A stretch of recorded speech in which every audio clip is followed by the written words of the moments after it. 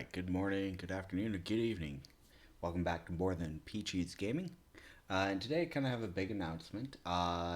So, a few years ago, I picked up Xenoblade Chronicles Definitive Edition for the Nintendo Switch. Uh, this game I didn't open, I just left it on my shelf, and had always planned to actually get around to playing it.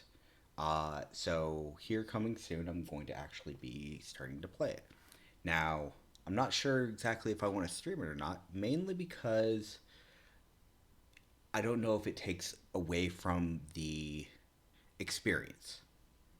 This is my technically my second time playing it, but the first time I played it was on the Nintendo Wii, and I played it for about 5 or 10 minutes, and I couldn't get over the controls, so I decided that it was going to be curbed, and there wasn't enough incentive for me to go back and play it. Flash Fast forward a few years, uh, quite a few years, and I was visiting friends uh, in Minnesota, uh, and they took me to the Mall of America, and they're like, "Hey, we recently found out that you got a Switch," which I did. I got it from another friend. They're like, "You need games." I'm like, "Okay." It's like, "What games do you have for it?" I was like, I have Super Smash Brothers Ultimate, and I have Super Mario Maker 2." And they're like, "Okay, you should probably get something." So I sat there thinking, "Okay, what do I want to get?" So I ended up buying Xenoblade, and I'm trying to remember what the other game I bought. I think it was Bravely Default 2 or second or whatever you like to call it. Mind you, this was hilarious at the time because I went back home uh, from that trip, and I sat down and I didn't open either one of the games. I was just like, yeah, I'm going to play a demo for this other game that I was kind of interested in. That was Octopath Traveler. I absolutely loved Octopath Traveler's demo, and it convinced me to buy the game because it was that good, that enthralling. Mind you, there are a lot of shortcomings with Octopath Traveler, but that being the case, it didn't make that much of a difference in the long run.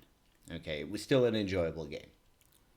Uh, so I ended up lo- playing the demo for Bravely Default second, and I was like, these games are awfully a lot alike, but I was more enthralled with the expectation of exploration and adventure that Octopath Traveler presented, but Bravely Default second, yeah, Octopath Traveler was just, in my opinion, better. So Default second ended up getting returned, and I ended up getting Octopath Traveler. Uh, so I've already gone through Octopath Traveler through and through. I don't know if I'm gonna go back and play uh, the second game. I don't have the second game yet. I do have Triangle Strategy somewhere. Uh, I'm trying to remember where I put it to be exact. It might still be in my luggage, or it might be already put away somewhere on my shelf. I did not look for it. um, and I've already touched a little bit on the Octopath Traveler Champions of the Continent, I believe is what it's called, uh, on cell phone, and I don't know if I'm going to keep up with that. The game's not very intuitive, and I know it was designed by a different team. So it is a gacha game. I get it. I understand what the appeal is. I played gacha games, but I feel like it's not going to give me the experience I want. So here we are looking at Xenoblade Chronicles. This has been on my list to play for quite some time. I'm playing on the Switch. Uh, I know that Xenoblade Chronicles 2 and 3 are already out, and they've been out for a while. So that's exciting. But I'm looking forward to actually starting to play this. Um, if you are, you know, interested in watch me play this, I will be uploading this to YouTube. Uh, the same video. That way, I can get kind of some feedback. And if I get enough positive feedback of me trying to go ahead and stream it, I will. But again, I'm not sure. I don't know how much it takes away from the experience being on the air versus just having that solo experience. I have played many of games doing that, and I don't know. I might go back through and maybe I won't play Xenoblade. Maybe I'll play something else entirely. Maybe fall into my dark ways and play a classic. Something that I've already beaten so many times, and I don't know. It all just kind of depends how I'm feeling about it.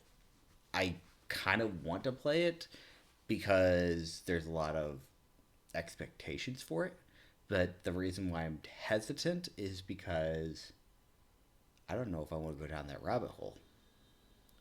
And you guys know exactly what I mean. Especially you Xenoblade fans. You know exactly what I mean. Um, so I'm looking forward to it. Uh, I'm not in any rush. And I feel like me playing it, 1 or 2 days a week would probably be fine. Um, I might do them like on Wednesdays or something like that. Or if my schedule ends up changing, maybe I'll switch it to a different schedule. Right as it sits, um, Wednesdays seem like the most ideal day, uh, simply because not conflicting with anything on the weekends. Um, my other option is play whenever I want, make recordings, and just upload. So that's also an option. But I don't feel like that's enough. And I'll be honest with you, I don't really edit anything. I absolutely detest editing anything for little snippets or clips, mainly because some of the stuff I do is not that interesting. Um, it is my own prerogative on how I do that. I'm not a big streamer, and I don't get revenue from streaming. Never have, and I don't expect I ever will. So, but Xenoblade Chronicles. I think that's gonna be the game.